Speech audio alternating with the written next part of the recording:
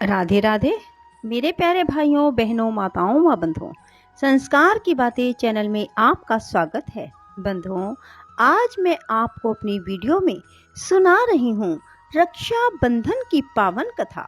बंधुओं, आज सावन मास की पूर्णिमा के दिन, रक्षा बंधन के त्योहार के दिन मैं आपको रक्षा बंधन की पावन कथा श्रवण करवाने जा रही हूँ।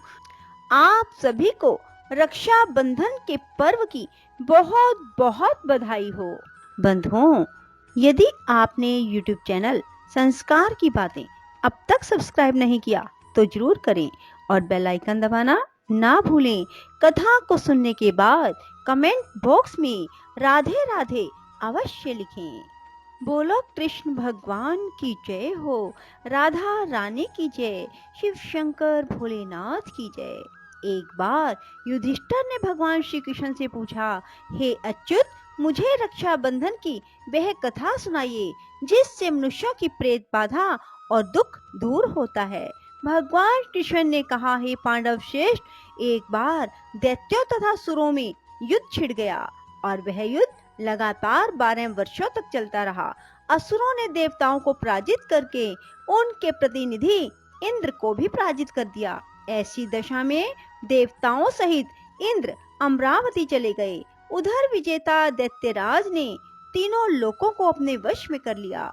उसने राजपद से घोषित कर दिया कि इंद्रदेव सभा में ना आए और देवता व मनुष्य यज्ञ कर्म ना करें। सभी लोग मेरी पूजा करें। दैत्यराज की इस आज्ञा से यज्ञ वेद पठन पाठन तथा उत्सव आदि समाप्त हो गए। धर्म के नाश से देवताओं का बल घटने लगा। यह देख इंद्र अपने गुरु बृहस्पति के पास गए और उनके चरणों में गिरकर निवेदन करने लगे, गुरुवर, ऐसी दशा में परिस्थितियां कहती हैं कि मुझे यहीं प्राण देने होंगे। ना तो मैं भाग सकता हूँ और ना ही युद्ध भूमि में टिक सकता हूँ। कोई उपाय बताइए। बृहस्पति देव ने इंद्र की वेदना सुनकर उसे रक्षा विधान करने को कहा। श्रावण पूर्णिमा को प्रातः काल निमन मंत्र से रक्षा विधान संपन्न किया गया। येन बद्धो बलि राजा दानवेंद्रो महाबल तेन त्वाम अभिवदनामि रक्षे माँ चल। इंद्राणी ने श्रावणी पूर्णिमा के पावन अवसर पर द्विजों से स्वस्ति वाचन करवाकर रक्षा का तंतु लिया और इंद्र की दाहिनी कलाई में बांधकर युद्ध भूमि में लड़ने के लिए भेज दिया।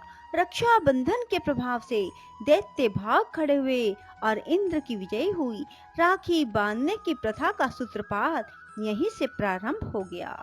बंधुओं, अब मैं आपको रक्षा बंधन की एक और कथा श्रवण करवा रही हूँ। एक बार जहांगीर ने एक राजपूत स्त्री का रक्षा सूत्र पाकर समाज को विशिष्ट आदर्श प्रदान किया। इस संदर्भ में पन्ना की राखी विशेषतः उल्लेखनीय है। एक बार राजस्थान की 2 रियासतों में गंभीर कलेश चल रहा था, अर्थात लड़ाई चल रही थी।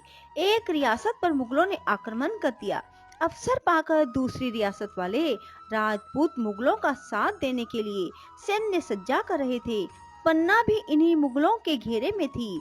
उसने दूसरी रियासत के शासक को, जो मुगलों की सहायता अर्थ जा रहा था, राखी भेजी। राखी पाते ही उसने उल्टे मुगलों पर आक्रमण कर दिया। मुगल पराजित हुए। इस तरह रक्षा बंधन के कच्चे धागे ने दोनों रियासतों के शासकों को पक्की मैत्री के सूत्र में बांध दिया। बंधुओं, एक कथा और है। बंधुओं, ये कथा भगवान श्री कृष्ण और द्रौपदी की है।